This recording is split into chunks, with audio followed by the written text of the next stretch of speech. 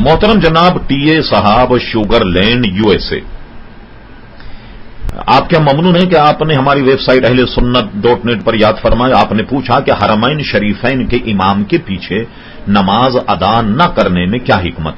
سب سے پہلی بات تو آپ کی یہ سمجھ میں آ جائے کہ حرمین شریفین کے امام کے پیچھے نماز پڑھنا ناجائز ہے، ایسا نہیں، بلکہ لوگ ہمیں بدنام کرنے کے لیے اس قسم کی باتیں ہماری طرف منسوب کر دیتے کہ یہ لوگ مسجد نبوی اور حرمین شریفین کے امام کے پیچھے نماز نہیں پڑھتے۔ ہمارا موقف یہ ہے کہ حرمین شریفین میں وہابی امام کے پیچھے نماز نہیں ہوتی، اس لیے کہ محمد بن عبد الوہاب ایک گمراہ شخص تھا، اور وہابی جو ہے ایک گمراہ ٹولے کا نام ہے، مسلمانوں سے ان کے عقائد نہایت ہی متضاد ہیں، بلکہ محمد بن عبد الوہاب کے خود سگے بھائی گویا سلیمان بن عبد الوہاب نے بھی اپنے سگے بھائی کے خلاف کتاب لکھی، حرم شریف کے بہت بڑے مفتی زینی دہلان نے بھی ان کے خلاف کتاب لکھی، اور آج تک دنیا ان کے خلاف کتابیں لکھتی چلی آئیں، اور یہاں تک کہ برطانیہ کے ایک مشہور جاسوس ہمفرے نے بھی محمد بن عبد الوہاب کے ساتھ جو گل کھلائے وہ آپ ہمفرے کے اعترافات میں پڑھ سکتے۔ تو ہمارا موقف کیا ہے؟ حرمین شریفین کے امام کے پیچھے نماز ناجائز نہیں، بلکہ حرمین شریفین میں اگر وہابی امام نماز پڑھائے تو ہم ان کے پیچھے اس لیے نماز نہیں پڑھیں گے کہ وہ ہمارے مذہب اور مسلک کے نہیں ہیں۔ نماز جیسے فریضے کو شکوک اور شبہات میں ادا کرنا یہ بھی کوئی دانش مندی نہیں ہے، ہم نے اپنا موقف بیان کر دیا۔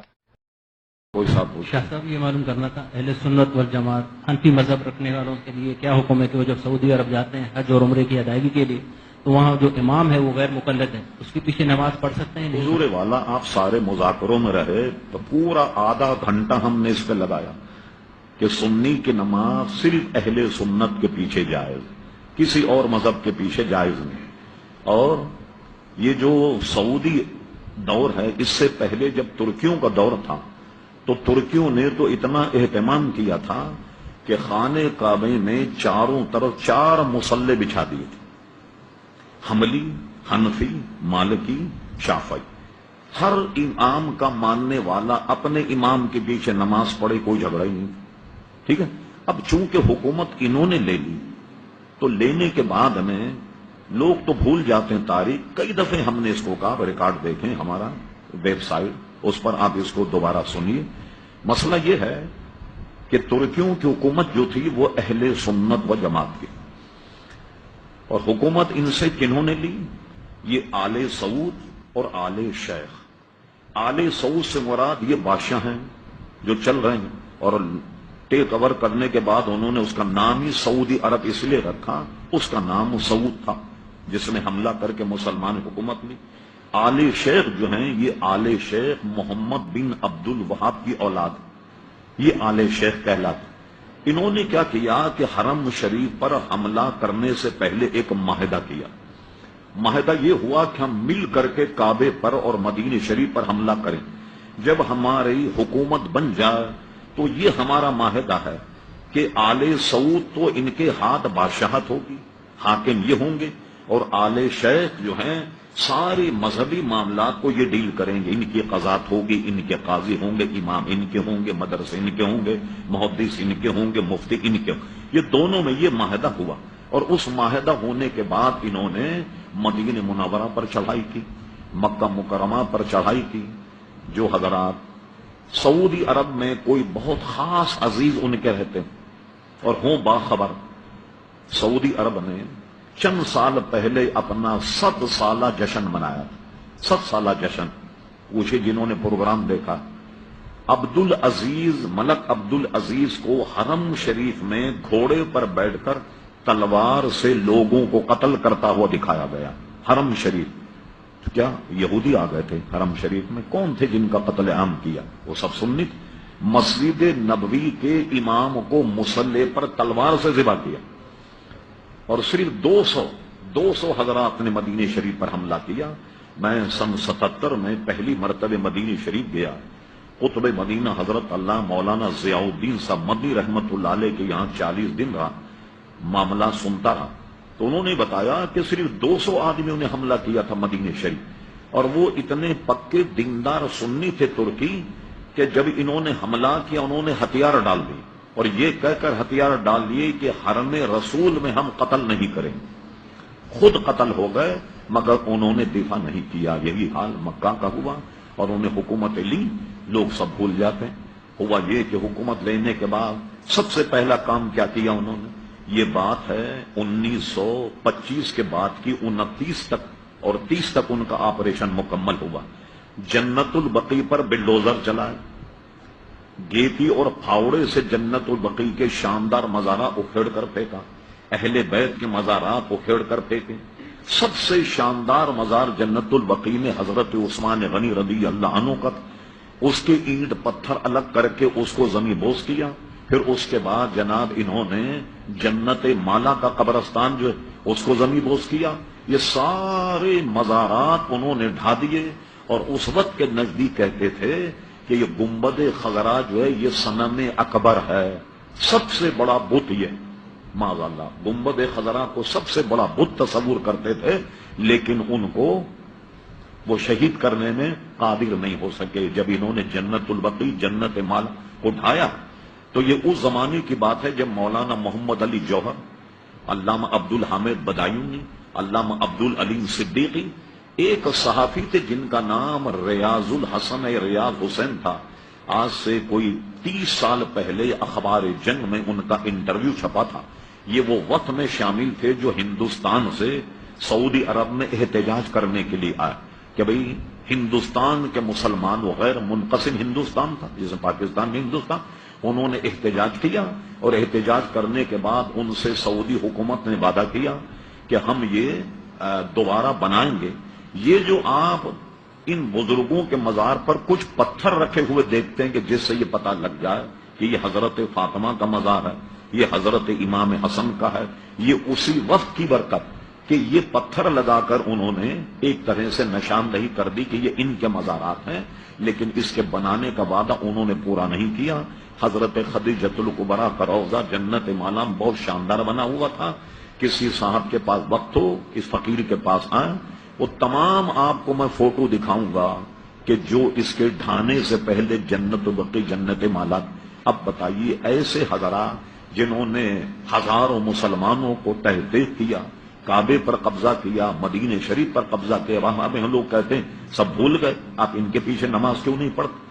تو اس لیے ہم ان کے پیچھے نماز نہیں پڑھتے کہ وہ عقیدتاً ہم اہل سنت و جماعت کو مشرک سمجھتے. اب بتائیے کہ جو اہل سنت کو مشرک سمجھے کیا اس کے پیچھے نماز پڑھیں گے آپ؟ اس لیے ہم نماز نہیں پڑھتے. اور اس پر کسی صاحب کو اگر تاریخ کے حقائق کا مطالعہ کرنا ہو، ہمارے بہت بڑے علامہ گزرے علامہ مفتی عبد القیم قیوم صاحب رحمت اللہ تعالی علیہ، ان کی تاریخ نجد و حجاز کا مطالعہ فرما. چلیے تو ہم مولویوں کی بات ہے. محمد بن عبد الوہاب کیا تھا؟ آپ انٹرنیٹ پر سرچ کریں آپ ہم فرے کے اعترافات. یہ ہم فرے کون تھا؟ 7 جاسوس جنہوں نے سلطنت عثمانیہ کو توڑا. 7 جاسوس، 6 مرد تھے، 1 خاتون تھی. تو انہوں نے استنبول میں جا کر کیسا تفرقہ ڈالا. یہ جو بتا رہا ہوں میں آپ کو ہم فرے، اس نے استنبول میں ایک شیخ کے پاس بیٹھ کر درس نظامی پڑھا، عربی زبان پڑھی اور جاسوسی کی، اور کہتا تھا کہ کبھی بھی کسی کو مجھ پہ شک ہو جاتا کہ جاسوسی کا میں فوراً عربی بولنا شروع کر دیتا. اس نے تو بالکل ننگا کر کے رکھ دیا محمد بن عبد الوہاب. یہ تو ایک غیر مسلم کتاب ہم فرے کے اعترافات کے نام سے، وہ عربی میں بھی چھپی ہے کویت سے، اور کیا کہتے ہیں لندن وغیرہ سے بھی وہ چھپی تھی. لندن کے تو جاسوسی تھے. یہاں اگر آپ جائیں برٹش ایمبیسی، آپ کو یہاں انگریزی میں کتاب مل جائے گی وہ یا ہم فرے کے اعترافات، اور اردو زبان میں بھی کسی نے یہاں پاکستان کے کسی پروفیسر نے ترجمہ کیا. کتب خان ہے جو ہے چھان بین کیجیے، اس میں آپ کو کتاب مل جائے. اس نے پورا قصہ محمد بن عبد الوہاب کا لکھا.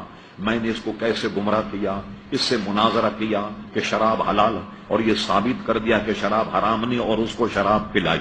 پھر اس کے بعد اس سے کہا کہ متا منسوخ نہیں ہوا، اور اس سے منافقوں کا عالم تو بن گیا تھا استنبول. اس سے مناظرہ کر کے اور کہا کہ متا جو ہے وہ منسوخ نہیں ہوا، اور برطانوی خاتون جو تھی جاسوس اس سے اس کا متا کرایا، اور اس کے حسن و جمال میں اس کو ایسا پھانسا وہ نکل ہی نہیں پایا، اور اس کے غبارے میں یہ کہہ کر ہوا بھری بھائی تو اللہ کا بہت بڑا بندہ ہے، جیسے حضرت فاروق اعظم رضی اللہ عنہ ہیں، اور اللہ تعالیٰ تجھ سے ایسا کوئی کام لے گا جیسا حضرت فاروق اعظم نے لے لیا۔ یہ تو انگریز مورخ کو پڑھنے بھائی، اب ہماری بات پر اعتماد نہ کریں، ہم فرے کے اعترافات یہ انٹرنیٹ پہ موجود ہے۔ کوئی سے جو کتاب چھپی اس میں تو ہم فرے نے محمد بن عبد الوہاب کا فوٹو بھی اس میں لگایا، فوجی وردی پہنا ہوا جیسے ہوتے تھے نا وہ خول وغیرہ فوجی لباس، اس میں فوٹو بھی دیا، اس کو بالکل ننگا کر کے رکھ دیا محمد بن عبد الوہاب۔ یہ ہے آل شیخ، اور وہ آل سعود، اس میں مسلمان سادہ لوگ یہ سمجھتا ہے کہ تو مقدس گھر ہے، اس میں جو امام ہوگا بڑا مقدس ہوگا، مسجد نبوی اس میں جو امام ہوگا مقدس ہوگا۔ ان کارناموں کی وجہ سے ہم لوگ ان کے پیچھے نماز نہیں پڑھتے۔ لمبا ہو گیا سوال، میں کئی دفعے اس کو بتا چکا ہوں، لہذا آپ انٹرنیٹ پہ اس کو ملاحظہ فرما لیں، یہاں پوچھیں گے تو وقت لگے گا، دوسرے سوالات رہ جائیں گے، جواب تو میں سب دوں گا آپ، لیکن وقت لگ جائے گا۔ اور کوئی صاحب؟ جی آپ فرمائیے۔ حرمین شریفین میں انفرادی نماز پڑھتے ہیں ہم لوگ، یا جمعہ وغیرہ میں تو کھڑا ہونا پڑتا ہے ان کے ساتھ، لیکن اس کے بعد ہم اعادہ کرتے ہیں، تو کیا ہمیں اس کا جماعت کا ثواب ملتا ہے انفرادی نماز بھی اگر پڑھی جائے حرمین شریفین میں؟ جی دوسرا اس کے ساتھ یہ بھی ہے کہ یہ روایت ہے کہ حضور مسجد نبوی شریف میں 40 نمازیں اگر جماعت کے ساتھ مسلسل پڑھی جائیں تو اس کی بڑی فضیلت ہے، اس کے بارے میں؟ دیکھیے مسئلہ یہ ہے، جب سے حرمین شریف پر نجدیوں نے قبضہ کیا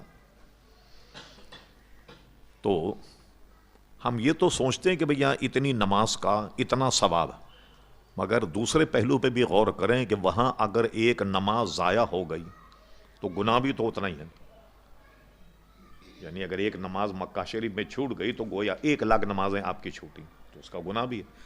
مسئلہ جو ہے وہ یہ اتنا عام ہو گئی بات کہ لوگ پچھلی تاریخ پوری بھول گئے۔ جس وقت یہ 1900 تقریباً شاید 25 اور 26 کے دوران اور 30 تک 1930 تک پورا قبضہ نجدیوں نے کر لیا تھا حرمین شریفین۔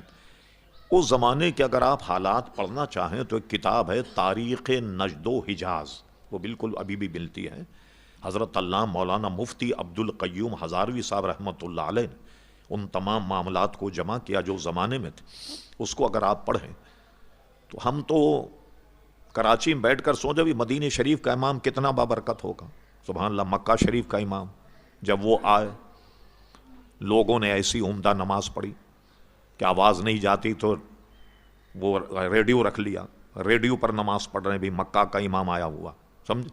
لیکن جب یہ سقوط مکہ ہوا اور سقوط مدینہ منورہ، اہل سنت علماء کو مصلوں پر ذبح کیا گیا تلوار سے، اتنا ظلم کیا۔ اور سعودی عرب میں 7 سالہ جشن منایا تھا، جو سعودی عرب میں مستقل لوگ رہتے ان سے آپ پوچھ لیجئے گا کہ جس وقت انہوں نے 7 سالہ جشن منایا کہ ہمیں 100 سال ہو گئے حرمین شریف پر قبضہ کیے ہوئے، تو باضابطہ ملک عبد العزیز کو ویڈیو دکھائی کہ وہ حرم شریف میں گھوڑے پر بیٹھا ہوا ہے، الٹے ہاتھ سے گھوڑی کی لگام پکڑے سیدھے ہاتھ سے حرم شریف میں قتل عام کر رہا ہے لوگوں کا، یہ سقوط مکہ کا۔ یہ کون لوگ تھے؟ جو یہودی تھے، کوئی عیسائی تھے، کوئی سکھ گھس کے آ گئے، جن کا چاروں طرف قتل عام ہو رہا، یہ سب سنی مسلمان تھے۔ جو سلطنت عثمانیہ تھی وہ اہل سنت تھی، سارے حضرات جو تھے وہ حکمران وہ اہل سنت تھے، وہاں کے رہنے والے لوگ بھی سب سنی تھے، تو ان کو اس طریقے سے علماء کو مارا کہ ان کو تو مسلوں پر انہوں نے ذبح کیا، تو ہمارے نزدیک تو ان کے پیچھے نماز جائز نہیں۔ اچھا، اب چونکہ ہم خود بھی نہیں پڑھتے بلکہ ان کے نماز کے وقت میں ہم جاتے ہی نہیں، اس لیے کوئی ضرورت نہیں ان کے پیچھے نماز پڑھنے کی، ایک بات یہ۔ اب بہت سے حضرات یہ کہتے ہیں کہ بھائی دیکھیے اگر اللہ تبارک و تعالیٰ کو منظور نہ ہوتا تو وہ 100 سال سے ہیں، اور مدینہ منورہ میں سرکار کو اگر منظور نہ ہوتا وہاں بھی وہ 100 سال سے ہیں، وغیرہ وغیرہ اس قسم کی باتیں کرتے ہیں۔ یہ سب شیطانی وسوسے، میں آپ کو دلائل سے بیان کرتا ہوں یہ پہلی مرتبہ نہیں کرتا.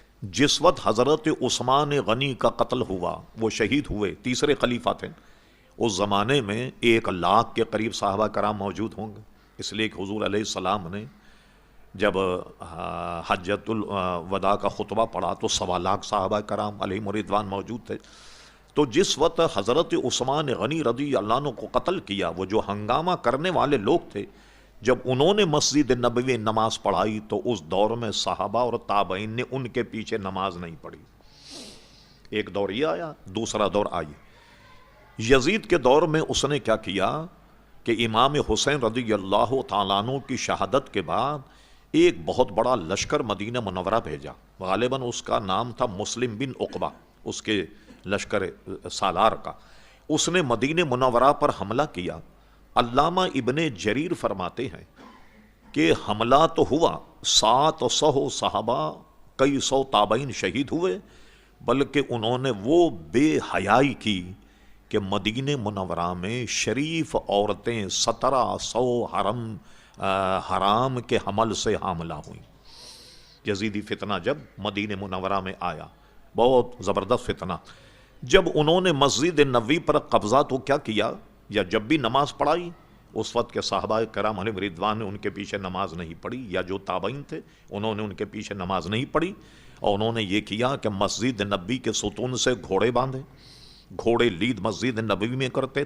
اور اس پورا قصہ علامہ امام سمودی رحمۃ اللہ نے وفاء الوفا میں لکھا. شیخ محقق شاہ عبدالحق محدث دہلوی رحمۃ اللہ علیہ نے تاریخ مدینہ جذب القلوب الی دیار المحبوب میں بھی اس قصے کو لکھا. اور اس کا راوی کوئی عام آدمی نہیں، حضرت سعید ابن مسیب ہے. مسیب یہ صحابی رسول تھے اور حضرت سعید یہ تابعی. ایک شخص کو کوئی دیکھ لے ایک صحابی کو تو تابعی ہو گیا، لیکن سعید ابن مسیب نے ہزاروں صحابہ کرام علیہم رضوان کی زیارت کی. تو علامہ شیخ محقق نے لکھا، امام سمودی نے لکھا، اور بھی تاریخوں میں موجود ہے، جب انہوں نے مسجد نبی کے ستونوں سے گھوڑے باندھے تو اذان نہیں ہوتی تھی، جماعت بھی نہیں ہوتی تھی. اب مجھے کیسے پتہ لگے، یہ بات بھی فائدے سے خالی نہیں سننا. مجھے معلوم کیسے ہو کہ نماز کا وقت ہو گیا؟ یہ گھڑیاں نہیں تھی، ٹائم ٹیبل نہیں تھا. فرماتے جب بھی 3 دن یہ ہنگامہ جاری رہا، اور اس کے راوی حضرت سعید رضی اللہ عنہ، تو میں نے دیکھا کہ جس وقت بھی نماز کا وقت ہوا، حضور کے مزار انور سے بھینی بھینی سی اذان کی آواز آتی. میں تیاری کر کے نماز کی تیاری کرتا، اور اسی طرح حضور کے مزار پر انوار سے اقامت کی آواز بھی آتی. اور میں نے اپنے آپ کو پاگل بنا لیا، مجنون بنا لیا، اور وہاں بیٹھا رہا ان کی کارستانی دیکھتے. جب بھی میری طرف دیکھتے کوئی ایسی حرکت کرتا ہے کہتے ہادہ مجنون، چھوڑو یہ تو پاگل آدمی اس طرح. لیکن سارے ان کے راوی ہیں. اس وقت بھی صحابہ تابعین نے یزیدیوں کے پیچھے نماز نہیں پڑھی. کیا ان کو یہ معلوم نہیں تھا؟ یہ جو گھوڑے بندھے، یہ اگر اس زمانے میں کوئی آج کل کا آدمی کہتا ہے بھئی حضور راضی ہیں جبھی تو گھوڑے بندھے ہیں نا مسجد نبوی میں، گھوڑے جو لید کر رہے ہیں یہ تو حضور تو راضی ہیں نا. اب رہا یہ کہ 70 سال یا 100 سال سے ان کا قبضہ ہے، چلیے ہم بین الاقوامی کورٹ میں مسئلہ لے جائیں. کہا جاتا ہے کہ بیلجیم میں یہ انٹرنیشنل کورٹ ہے، وہاں کا ہی میں نے دورہ کیا 2-3 مرتبہ. اس کورٹ میں ہم لے جائیں مسئلہ کہ صاحب یہ جو سلطنت عثمانیہ ہے یہ اتنے سال سے تھی، یہ کہیں کہ صاحب ہم جو ہیں وہ 100 سال سے تھے. بتوں کا وکیل آ جائے وہ کہے ہم تو 360 سال سے تھے یہاں. تو اگر قبضے کی بنیاد پر فیصلہ دیا جائے تو جج کو تو فیصلہ بتوں کے حق میں لکھنا چاہیے، ان کا زیادہ قبضہ رہا ہے لہذا بیت اللہ شریف ان کا. تو کیا اس بنیاد پہ گویا فیصلہ ہوگا؟ ہرگز نہیں. تو ہمارے نزدیک وہ ظالم لوگ ہیں جنہوں نے ظلم کیا، ہزاروں لوگوں کو جناب قتل اور شہید کیا، اور اس کے بعد قبضہ ہوا. اور یہ بھی بتا دوں میں آپ کو تاریخی بات کہ حرمین شریف پر قبضہ کرنے کے بعد جب حرمین شریف میں ہنگامہ ہوا، اس وقت ان سے یہ کہا گیا کہ ہم حرمین شریفین کی حکومت جو ہے وہ حجاز کے حوالے کر دیں، دوسرے علاقوں کو ہم دیکھیں گے، حجازی اس کو چلائیں گے. لیکن ایسا نہیں ہوا. میری اطلاع یہ ہے شہزادہ فہد مدینہ یونیورسٹی میں لیکچر کے لیے آیا. ایک طالب علم نے کھڑے ہو کر کے پوچھا کہ آپ کے آبا و اجداد نے یہ وعدہ کیا تھا سقوط حجاز کے وقت میں کہ ہم حجاز کی حکومت جو ہے وہ حجازیوں کے حوالے کر دیں گے، اب تک حکومت ان کے حوالے کیوں نہیں ہوئی؟ اس آدمی کا پتہ ہی نہیں لگا کہ وہ آدمی کہاں گیا، اس لیے کہ وہاں تو کوئی آدمی اختلاف کرے تو اس کا پتہ ہی نہیں لگتا کہ وہ آدمی کہاں گیا. تو یہ مظالم انہوں نے وہاں ڈھائے. تو اب اس کے بعد لوگ یہ کہیں کہ بھئی آپ ان کے پیچھے نماز کیوں نہیں پڑھتے؟ اب آئیے دلائل کی طرف. یہ بتائیے، میں یہاں مصلی پہ کھڑا ہوں نماز پڑھانے سے پہلے، معاذ اللہ میں آپ کو کہ آپ لوگ سب مشرک لوگ، دائرہ اسلام سے خارج، چلو صفیں سیدھی کرو نماز پڑھو. آپ پڑھیں گے نماز؟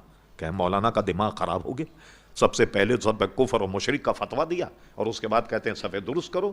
یہ ہم کو مشرک کہتے ہیں، یہ ہم کو مشرک کہتے ہیں. تو اب جو آدمی ہمیں مشرک کہے اس کے پیچھے ہم نماز کیسے پڑھیں؟ یہ سنیے بات، میرے ریکارڈ میں خطبہ موجود ہے عبداللہ بن سبیل اور عبدالعزیز جو مدینہ منورہ کا امام، یہ کراچی آئے، نشتر پارک میں ان کا خطاب ہوا اور کراچی کے اہل حدیث نے ان کا خطبہ چھاپا، عربی میں بھی چھاپا، اس کا ترجمہ اردو میں بھی ہے. آپ کو تعجب ہوگا کہ سعودی عرب کے دونوں اماموں نے یہاں آن کر کے کہا اسلام میں خالی 2 عیدیں ہیں، عید الفطر، عید الاضحیٰ. جو تیسری عید منائے وہ مشرک ہے. اب بتائیے پورے پاکستان کو مشرک کہہ گیا جو میلاد النبی مناتا، پورے یہ دستاویز چھپی ہوئی موجود ہے، خطبہ اس کا چھپا ہوا عربی اور اس کی اردو میں. تو جو پورے پاکستان یا دنیا کے میلاد النبی منانے والے لوگ ہیں ان کو اگر وہ مشرک کہے تو جو امام اپنے مقتدی کو مشرک کہے وہ مقتدی اس امام کے پیچھے کیسے نہ